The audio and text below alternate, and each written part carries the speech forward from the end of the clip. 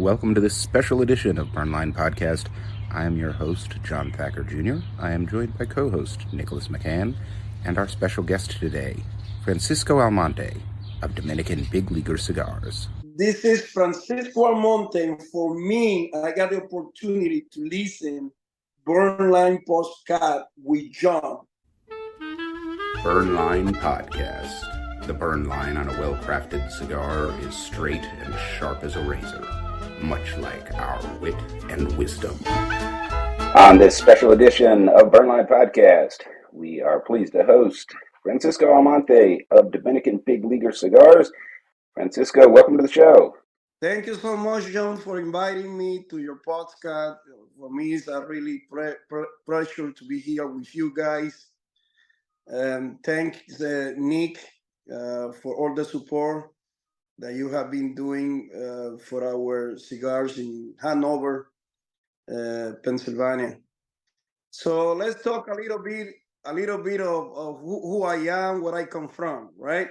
Yeah. So, I'm from Dominican Republic, which is a 11 million population, small country. And part of our passion is cigars, baseball, beautiful weather, the food, the music. And I'm coming from a small town in the north of our island, which is about 100,000 people. Imagine over 175 cigar factory in that small town. It is absolutely amazing. It is tough to have a business to sell cigar there because most of the people that work in the cigar industry, they get at least 2 cigars every day, no charge. This is part of our culture. This is part of what we have done in the whole life. So imagine that you born in a place that most of the income is cigars. So since I got 7 years, my dad in the 80s opened El Rey, which means the king. El Rey is my dad brand, and it was a short cigars that we call Little Dog. And we used to sell in supermarket, mini market, exclusively in the countryside, where cigar smoker begins the passion for cigars back in the days. We're talking about hundreds of years that in the countryside people used to smoke. So all my grandfathers, they were related to the cigar business. My grandparents smoke cigar in pie. My grandmothers, they smoke the little doggy. My whole life had been in this business. So my dad, when I got 7 years, in the living room, he got 4 rollers. Him, including him. So there was 3 more and him that we made, that we call like a cheroot, a cigar that doesn't have any cap. He used to make the little dog, which is like a Corona size, petit Corona size, but without using mold. It was everything made by hand. We don't use more at that time. We don't press the cigar. It was a natural way that we used to make 300-400 cigars every day per person. Regularly, a Vitola is about 400, but you need to work with a buncher, the person that work with the filler and the binder.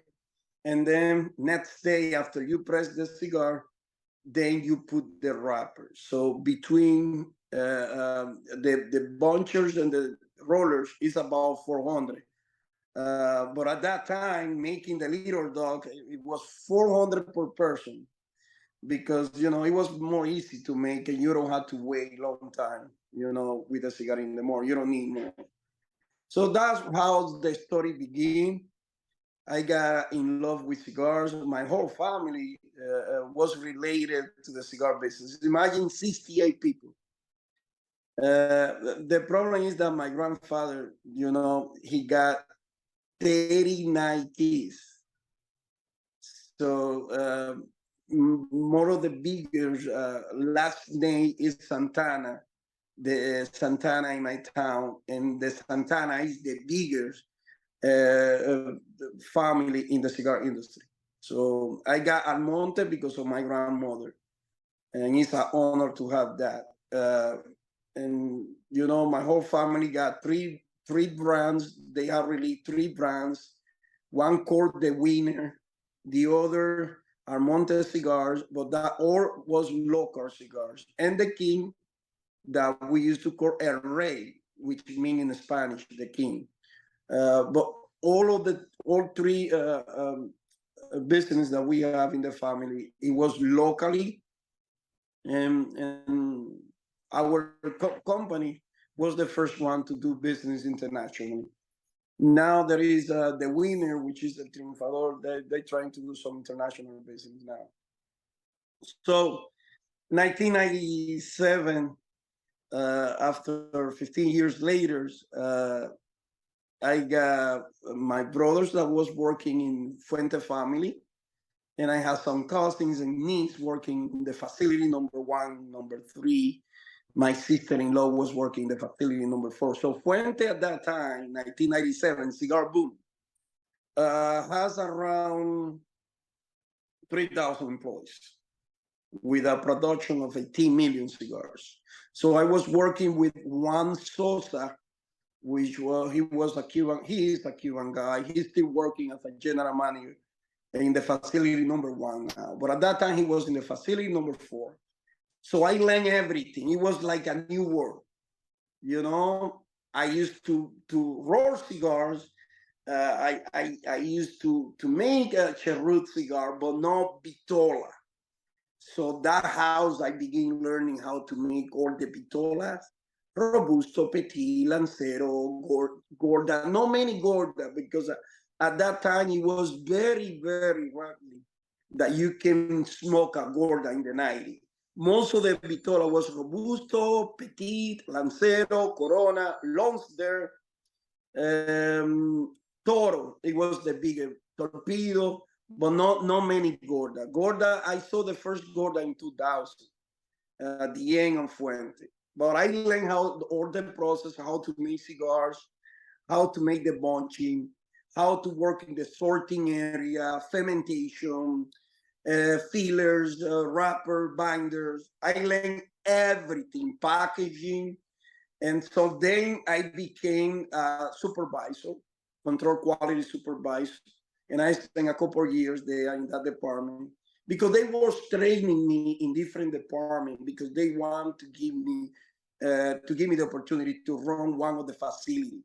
They was trying to open more facility, but I got a call. I was finishing college. I was studying industrial engineering, and I got a call from LFD, Little Gomez. So I said, oh, well, I got that opportunity. I had to take it. So I took the opportunity, and I began in 2000, May 8th. I began working for La Flor Dominicana.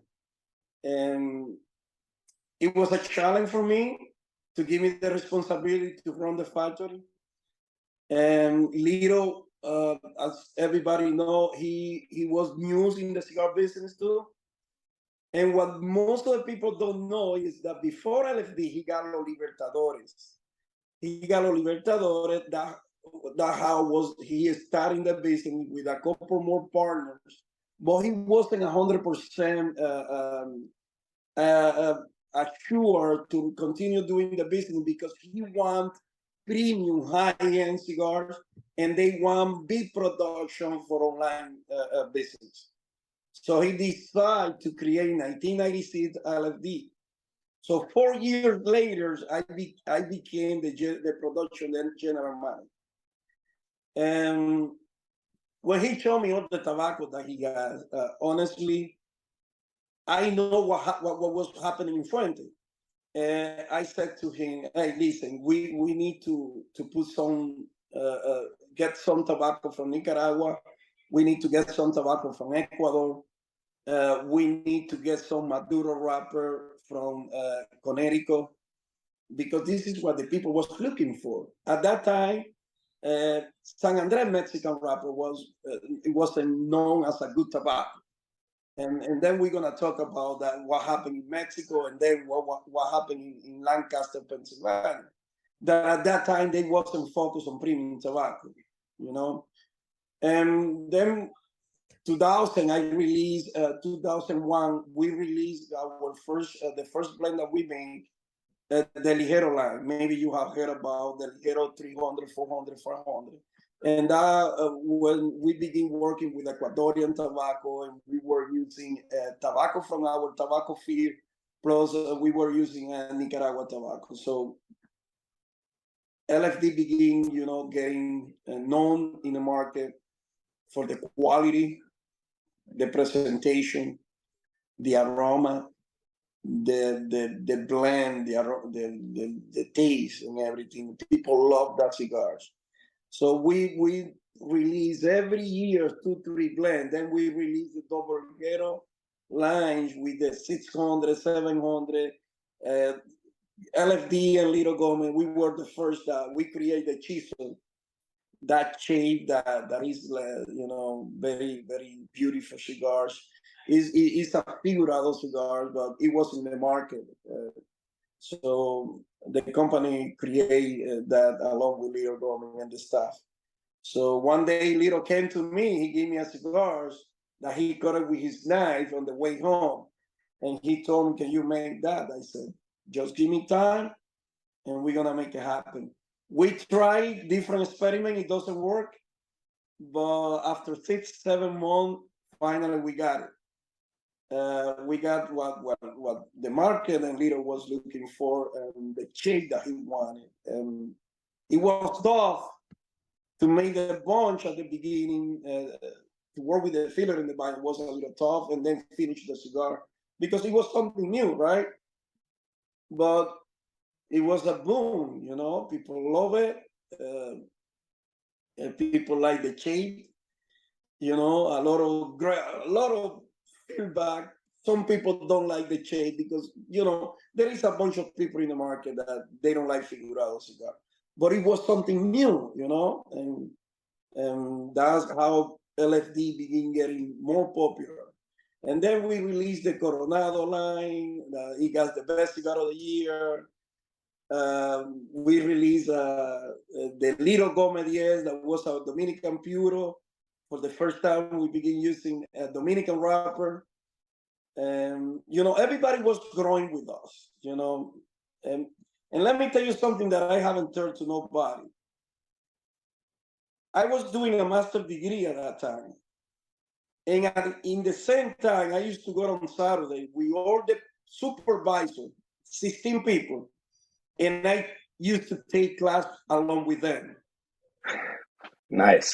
Yeah, we did that. We did that, and we used to go Saturday after we finished working at 12 o'clock. We used to go for 6, 7, 8 hours.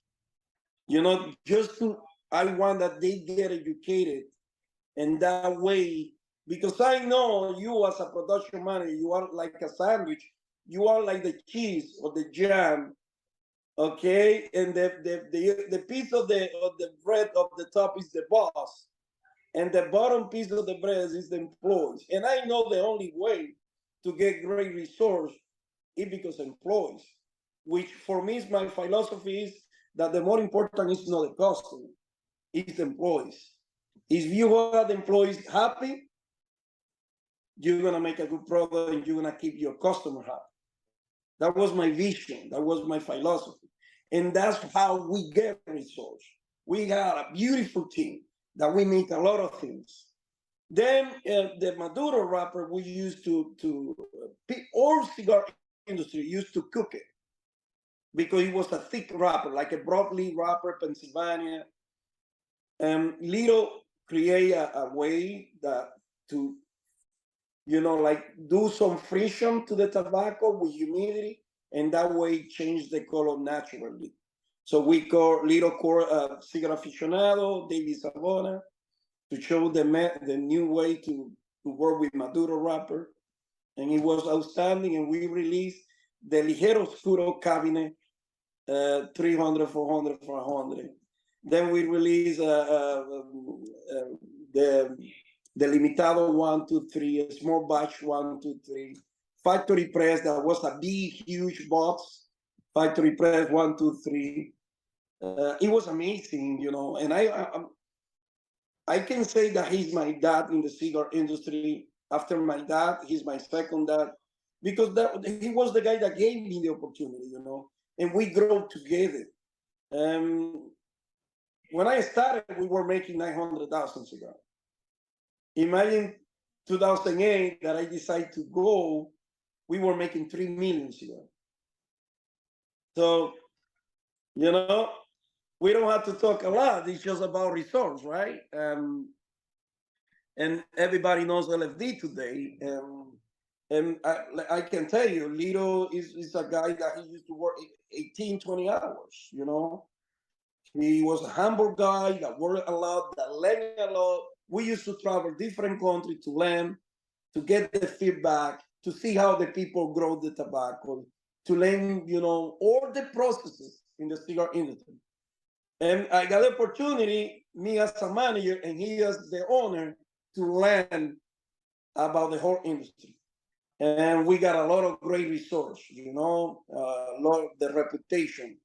And I can tell you, I got two leaders in this business, along with my dad, but working with Carlos Senior, Juan Sosa, in the Fuente side, and working with Lero Gomez. Imagine the experience that you can get. And I learned, I didn't know how to grow tobacco until I got to LFD. A little bit, the basic, but not a lot. Then I used to get together with Cuban guys that came to the factory, and I began learning about all the process in the greenhouse, the percent of potassium that you need, the percent of nitrogen, what you need to use, how many days you stay in the greenhouse, then when you need to replant the tobacco, the different kinds of disease that the tobacco can have when it rains, when it doesn't rain. Then the tobacco burns, you know, how to dry out the tobacco, how to control the percent of humidity and temperature. I learned all of that, you know, so thanks God, that was the little piece that I need to complete the whole process, and I learned it, you know, and I'm very satisfied and traveling everywhere to learn the different way to grow tobacco. For example, I was in Mexico last year, September, in San Andres Tuxtla, and it's just unbelievable how beautiful is the tobacco. Some ground, they don't use shade ground, and it's unbelievable. I stopped in the size 3 on the way to San Andres, and I ordered a coconut. Just to give you an idea, John, the coconut, I fill it up 2 bottles of water with. It's just unbelievable. Everything grows wheat in that area in San Andres. Why? Because it's the San Martin volcano that erupted in the 18th century. And everything is black. Everything that you grow is big. And you can see the people selling different kind of fruit and seafood like shrimp, lobster, but big. No kidding. And I got impressed. So, you know, everywhere you go, when I went to Honduras, a different way to grow the tobacco, a different way to do the sorting of the tobacco. Everywhere you go, you learn a little bit. Okay, when I went to Cuba, I learned, you know, different way to get the texture and the color. It depends on what you're looking for. For example, if you're looking for filler, you need to cut the flowers of the plants after 18 leaves, and then it get more body. If you're looking for big leaf, you let the flowers go, or you cover the tobacco to reduce the sunlight. A different way that you can get the binders and the fillers in the wrapper. But the more important is the wrapper, because it's the last leaf that you put in the cigar, and it's the leaf that you get most of the flavor. But it's the more delicate leaf, because it needs to have a nice presentation, good flavor, nice texture, and you need to have some flexibility. So you have to be very careful with that.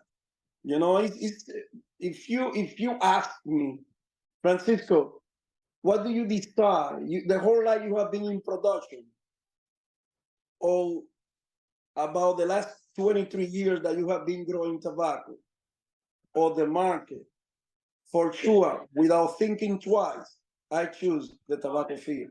I love that process. I love it. It's just amazing. So I enjoy every step. Imagine when you go to the fermentation, that you work with WTT, water, temperature, that you need to rotate the tobacco every time you get heat, and you begin feeling the aroma of the tobacco.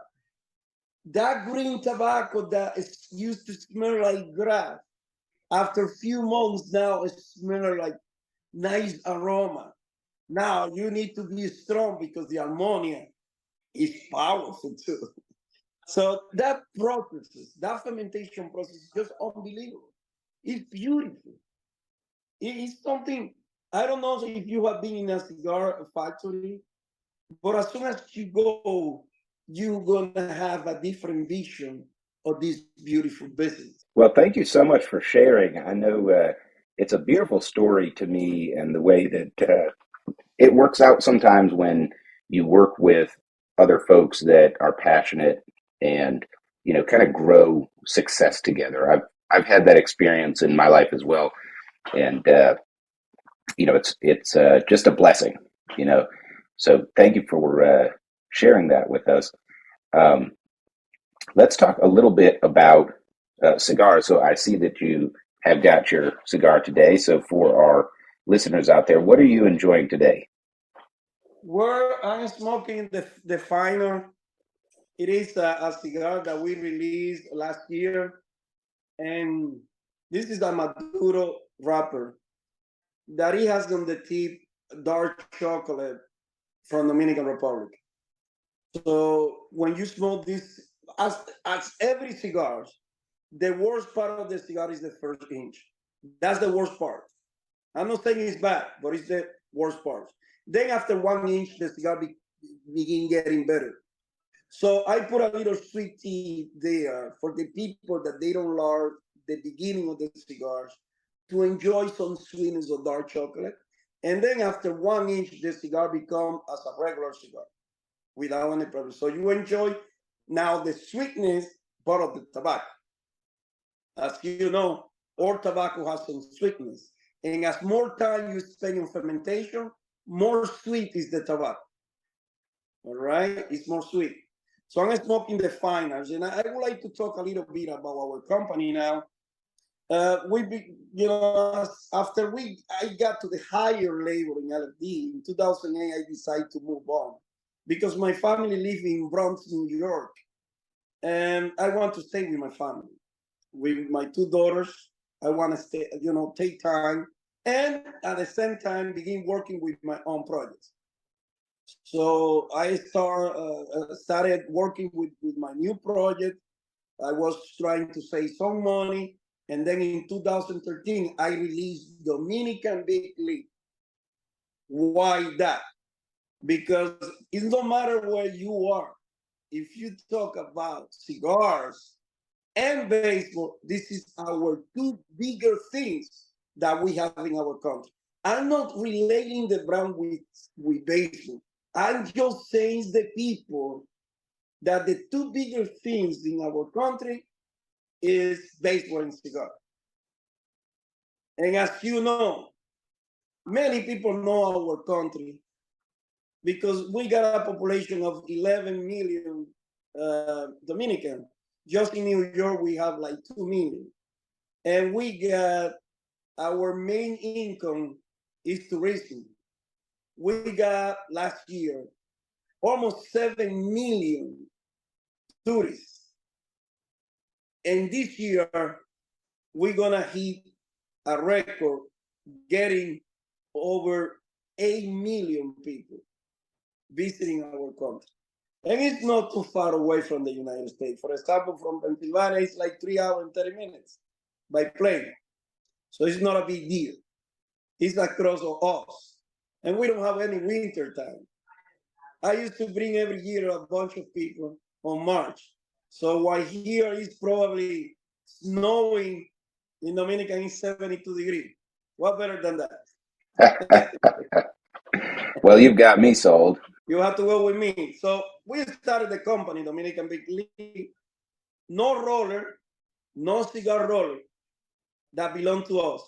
I got friends and my brothers that used to go to the factory to make some sample cigars. I only had around 600 pounds of filler, a couple different tobacco, Habano and Connecticut, and then Maduro. That's it, no more than that. And that's how I started in 2013. I rent a location and I start the business that way. I went in 2013 to the trade show, RPCPR at that time in Vegas, Nevada. I don't have any booth. I just have sample with me. I just walk around and I have a lot of people that know me. I give the sample, they try, they like, and I take orders. That's how I started. I started with the Habano and the Maduro cigars, and people like it. But John, it is difficult to keep consistency when you don't have a lot of tobacco. Honestly, it was tough. But now it's totally different. Now I have to make 2.5 million cigars, tobacco inventory ready to go. It's different. You know, it was tough, but I work hard. I work 20 hours every day, calling people, visiting people, doing events, doing rolling events, doing seminars. People like me, and we got great time. And I started in my town. I remember Jack Sandling, who was the general sales manager, LFD. He said to me, Francisco, if you want to start in good market, you should go Texas, Pennsylvania, and Florida. I said, I'm close to Pennsylvania, but I can do Texas for now because I don't have enough resource. He said, work, good luck. And believe it or not, my main market is New Jersey, where I live. You know, and I'm making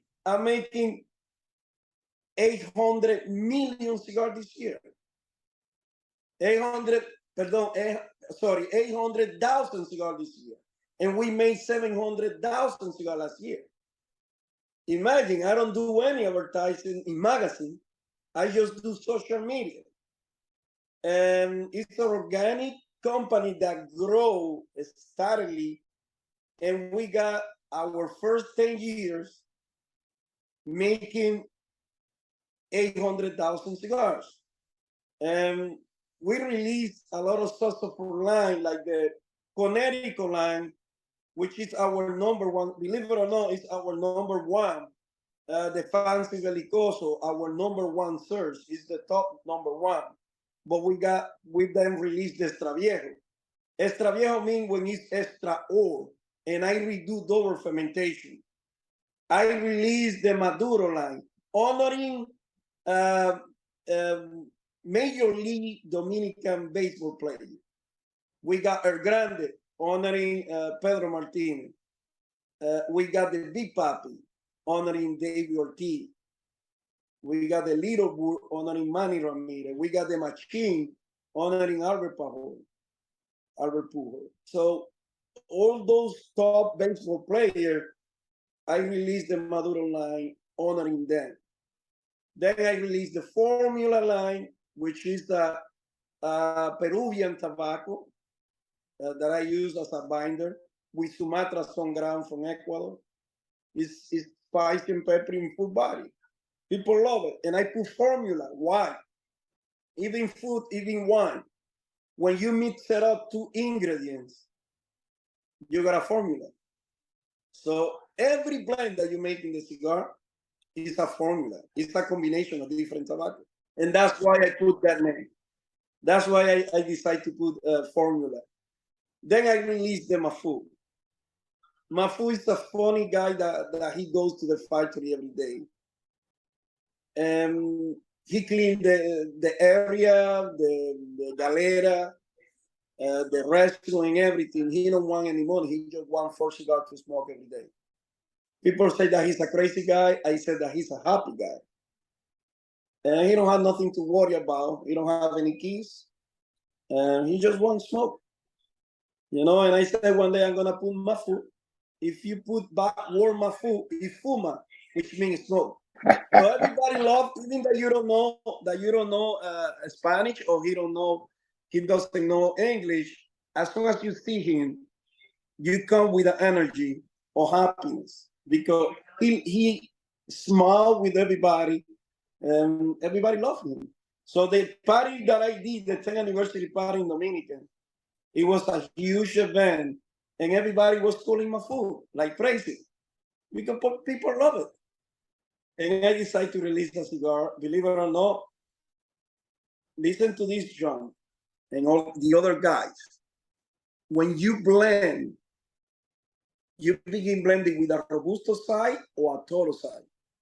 The Mafu, I didn't blend that way. I begin with the bigger size, the 8x60.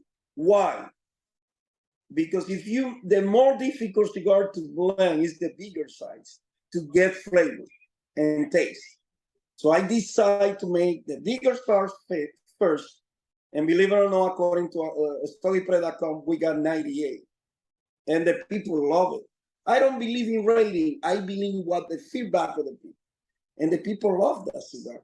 And that was the first time that I began using Pennsylvania tobacco from Lancaster, that I don't like in the past, that I tried many times to blend with that tobacco when I was general manager in LFD, and I couldn't make it. Why? It was too earthy.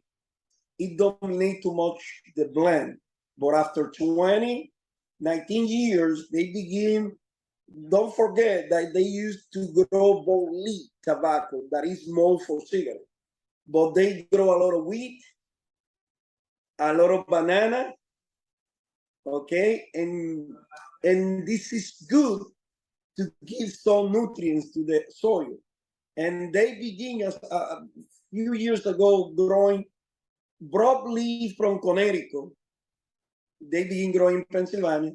And I can tell you right now, one of the best tobacco in the market is Pennsylvania broadleaf. Believe it or not, it's one of the best. I love it. And that's why I released in the Mafu with that tobacco, and people love it. Well, my mouth is watering listening to this list of cigars. The formula, great cigar. I always tell Nick, if somebody puts Peruvian tobacco in their cigar, it's on purpose. You know, that wasn't a discount tobacco we found laying around, right? The Mafu, great cigar. I love it. You read my message. I want to send a different flavor from our portfolio and something unique. And the only blend that we use that tobacco, Peruvian tobacco, is in the formula. And in the Mafu, I use the Pennsylvania. And people love it. But if you ask me, what is my favorite cigar all time? It's the 35th anniversary. And I'm gonna let you know why.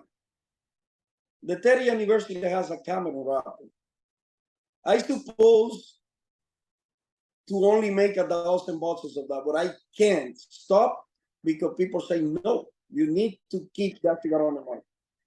It's a Cameron wrapper, and that tobacco that I use is from our tobacco field, Piloto Cubano, Corojo 1999. And I love that tobacco. As you know, one of the more expensive tobacco is the Cameron tobacco. And this experiment we make in Ecuador, because the Cameron from Africa is a little fragile and it can crack the wrapper very easy.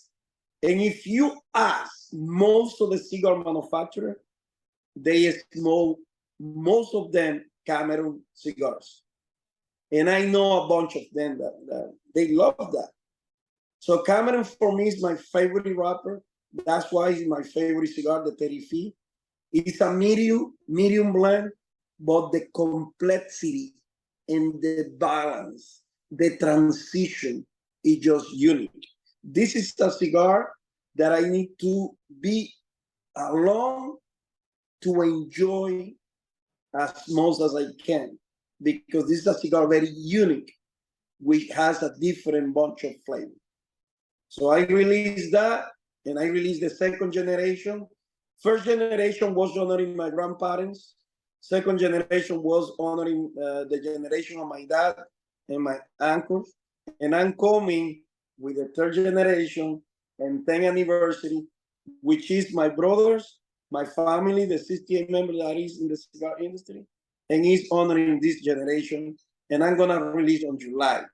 So it's coming soon, and it's coming a Nicaraguan cigar that I make in Nicaragua, 100% Nicaragua.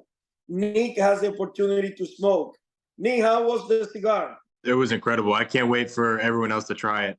You heard it here first, folks, on Burnline. The third generation is coming out. Now, since you guys are listening out there on audio only, the final, which Francisco is smoking today, look for the box press with the blue wrapper. And I'm enjoying my favorite cigar, the second generation. I love this smoke. Cameron wrapper. Cameron wrapper. What a versatile cigar. Just wonderful taste, complexity, mild enough that I can smoke it before breakfast with my coffee or any time of day. I have a box of these in my humidor now, and Nick, I need to put another box on pre-order because I'm getting low. So I'm really looking forward to that third generation. Yeah, let me tell you a little bit about the second generation. The second generation is a cigar. It's a cohiba that I smoked in the 90s. And it had been tough for me to get the same blend. It was tough for me. I never couldn't find again the same tobacco. But I have in my mind a Connecticut, a Habano Claro. You know what Claro means, right? Claro is when it's from the bottom, the light wrapper of the Habano. So it reminded that cohiba that they make with the bottom leaf, which is a like butter taste, like the flavor that it has and the balance that it has of that cigar is just unique. It's something unbelievable. The taste, the combustion, the transition that cigar has. It begins with a little spicy, a little bit, mild to medium, and then it begins coming with more flavor. And it reminds me that cigars that I smoked back in the 90s, you know. And for the third one, you have to be ready because it's Maduro, it's a Mahogany box, 15 cigar Maduro, 15 cigar Oscuro, 15 cigar Maduro San Andres wrapper, 15 cigar Oscuro Cameroon wrapper. And I'm going to talk and educate the people about Maduro and Oscuro. What is the difference? Maduro is when you let mature the leaf in the tobacco field. That the leaf becomes yellow, but in the field. And they used to take the whole plant and stuck into the tobacco bone. Maduro is when you go long in fermentation, that you get dark color. As more fermentation process and time, the tobacco get darker. That's what Oscuro means. All right? The Candela and the Connecticut wrapper is not dark. Why? Because it doesn't get a lot of fermentation process. And because the Candela, you put the fire to keep the green color. It doesn't dry out. It doesn't, the chlorophyll doesn't go out. It keeps the chlorophyll. The Connecticut, when it gets yellow, you send to fermentation and you don't increase the temperature no more than 90. While Maduro, you can go over 140 without any problem, degree Fahrenheit. You understand what I'm saying? Yeah. So So I'm releasing the third generation in a mahogany box outside, inside African Spanish cedar wood, aged with Macallan 15. I don't gonna say that, but it's aged with that. That sounds All right? amazing. I am It's looking gonna be forward to that. 500 bucks. When it's go, it's go. And Well, I'm gonna give the opportunity to the top 25 customer. We're gonna make a call, and they're gonna have the opportunity to order first. All right, and I'm gonna do that at the end of June, July, first with them, and then after they orders, I'm gonna put for the rest of our customers. 499 boxes, because one box has got to come here. Nick, you got to make this happen for me. Yeah. Where it probably is gonna be more. It's gonna be more for you. I am one of those guys that with a lot of things. The Nicaraguan cigar. Why? Because I want to give a different flavor profile. And it's something medium body. Why I decide to make a medium? Because medium, people that smoke mild with a medium is fine. And people that smoke medium to full with a medium body, they can smoke. So I just went to the medium. But I'm gonna release every year. This year is only gonna be 10,000. And next year is gonna be 15,000. I'm releasing another cigars, which is gonna call La Tabla. Do you know what is tabla? I don't. Tell us. Lumber. It's a piece of wood, flat. So I'm making a cigar flat, 64 ring gauge, 7 inches Maduro, but it's flat in a beautiful box, beautiful natural box that the people is gonna love the box too. So I'm coming with that on July, and yes, then it's coming some surprise that I can tell you yet, but there is another product celebrating our 10th anniversary, which is a high-end selection in a gorgeous box that I'm working. But I can give you no more details about that. All right. Well, we are looking forward to that. Part of the conversation that I have with Nick is, to me, the presentation of the cigar plays an important role in my enjoyment. And I really enjoy cigars that come in thoughtful packaging and boxing, and really that's part of the appeal with the second generation. The box is so gorgeous, so I'm enjoying the cigar with all of my senses. It's not just the taste, it's not just the aroma, but I can look at something beautiful at the same time. And I know our listeners can't see, but the wrapper on the cigar is just beautiful. And I've always enjoyed the color on the Cameroon wrappers. It has like that. The reddish color. Yeah, that reddish color to it. And I love it. Something else that Nick and I really appreciate with DBL Cigars is this little guy right here. That's a QR code on the wrapper. And, for some of the younger guys like Nick, I'm not young anymore. I stopped dyeing my hair. No, you're young. I gave up. But we've grown up in a world with technology, and when I have a cigar and I can just point my phone at it, and it tells me about that cigar and the regions and all of that, it adds to the experience while I'm enjoying the cigar. So well done with the QR code. I love it. I'd like to see more of that. Thank you. Let me tell you, John, Nick, my philosophy is give the best. This is a job that has supported my family for 3 generations. And you need to respect and say thanks to the people that have supported you. The business, for me, is relationship. You see how I go to our event, I sit down, we talk about tobacco the whole night, what I'm doing cigars, because I love this. I have my family, I have brothers that I can send to the event, but people love to talk with Francisco because they know that I love this, that this is my life. And when I talk tobacco, I can stop talking because it's something that runs into my blood. So if you're gonna do something, you have to do in the right way. You know, and I learned with Carlos Sr., do your best every single cigar that you make.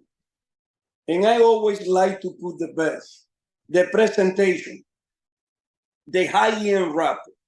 Where the big guys go and get tobacco, I get the same. I'm not copying nobody. I just want to give my best, you know? And when you give your best, you're gonna make a good relationship with your customer. You know, when you are a humble guy, Nick texts me, if I don't respond him today, I'm gonna respond tomorrow, but he's gonna get a response because that's the way. And I do it directly. I have my assistant and I have other people, but I like to talk directly with the people because it's much better and the people feel more important. So when you see the presentation of the Derrame #3, which is making our cigar box factory, and you see our Extra Viejo boxes, when you see the final boxes, they are beautiful boxes. The Amarelo boxes, which is yellow, I love it. I just want to put the best. When I send some hats or some matches, you have seen our matches? I haven't. Nick, you have seen our matches, right? Yeah, we have some in the store right now. Beautiful white box, DBL logo. Really, really nice. Long. Yeah, and it's a high-end matches. If you see our lighters, triple torch, it's high-end lighters. You have to give the best for the people. And I don't do business with that.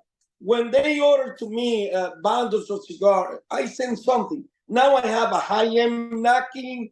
Now I'm coming with a high-end ashtray. And this is for my best customer to send. Every time they order, let me send a couple of that. And when you make the people important and you take care of the people, the customer take care of you and your family. And that's why I do that.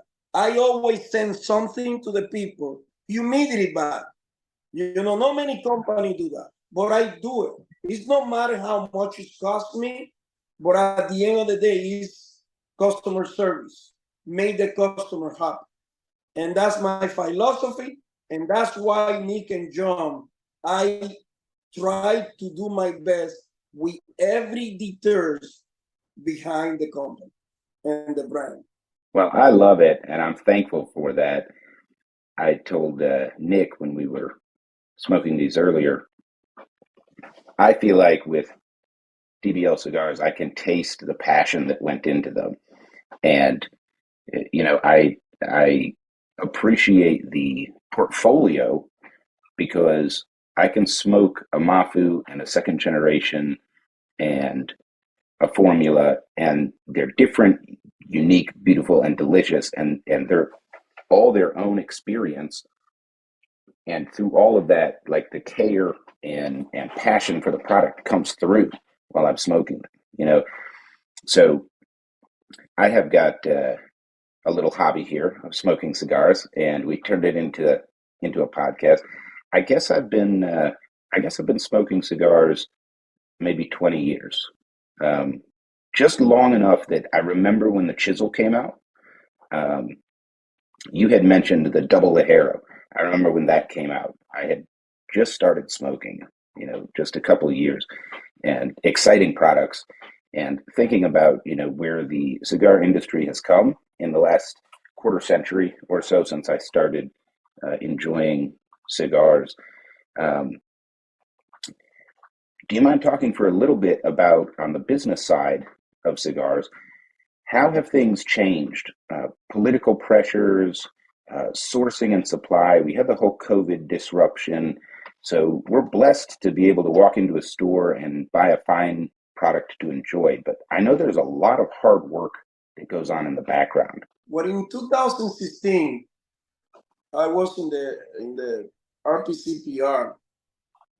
We all the pressure, political pressure, the different taxes that every single state has.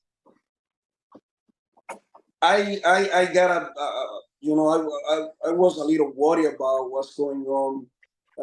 They want to put out all the company that came after 2007, FDA issues. You had to take Orbitola, according to the FDA. They was looking for a lot of money, and that was tough for me.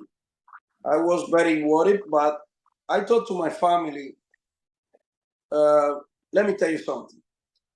I don't know other job.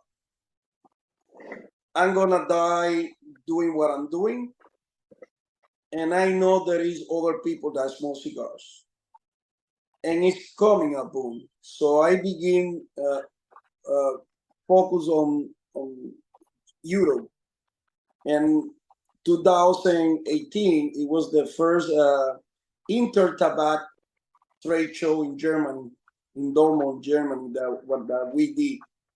And believe it or not, the guy that heard me doing that said to me, Francisco, you need to work at least 3 years in this market, and then it's gonna come up. I was very lucky that I got 2 customers first year, 2 brokers, one in Congo, one in Germany, because the Intertabac is more worldwide than PCA. And you know, I try to look a different market to put my product. So I begin working in Germany, and believe it or not, thanks God that happened. Sometimes something happened for a reason.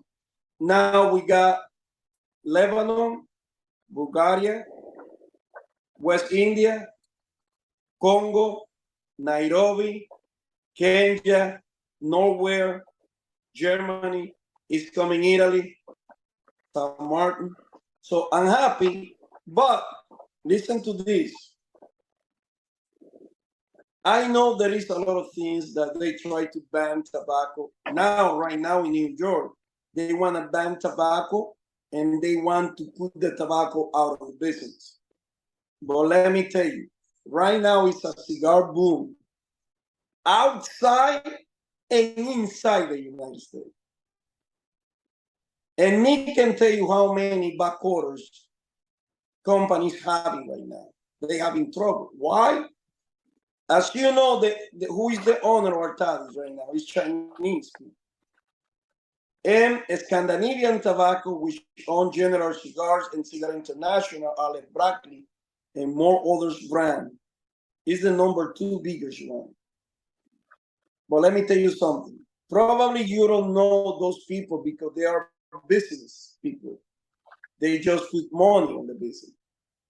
And we're losing the parts of seeing people with passion that comes from the countryside and that had support the family since day one just because of the cigar industry.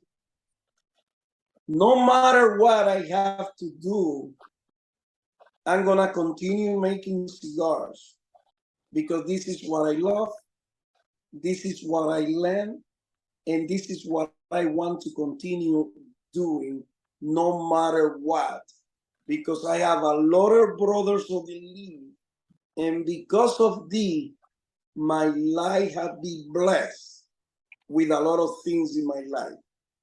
Since my wife that got a kidney transplant because of cigars, since my daughters that one is in college and the other is in high school because of these, means a lot to me. So I want to continue doing that, and I know that I have a lot of followers and people that enjoy our products, and I'm very glad and thankful to be in this beautiful business. Well said. Thank you so much. We are starting to wrap up on our time here. And Francisco, we are so thankful to have you join us on Burnline Podcast. Real quick before we go, for all of us, what is your favorite way to smoke a cigar? Nick, why don't you start? I like real dim lights. Okay. I like when like all my senses, I'm able to contribute to the experience. I like to sit on my porch at sunrise when it's warm, like in early summer, but there's a cool breeze. And I can hear the nature, but I live in a quiet neighborhood. There's no traffic, there's no people, and I can focus on the cigar and meditate. I think that's my favorite way to smoke. Where I'm related to you, John. I have a lot of things in common. I love to be alone in my porch. I used to do it with my dad. My dad is he got a stroke, in a good way now. I used to smoke in the porch with my dad when everything was quiet. Just he and me, smoking, talking, relaxing. But I love to meditate. When I'm alone, that all my senses are focused into the cigar and the model natural. That's what I love, when I can see the stars, when I can see the environment, when I can see the insects making some noises. I love that. I love to be in peace. I love to be very quiet. That's why I work every day in the night.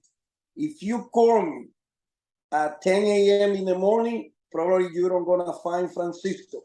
But if you call me at 4 a.m. in the morning, I'm gonna say, "Hello, John. How are you? How can I help you?" Okay. I love to be alone when I'm blending.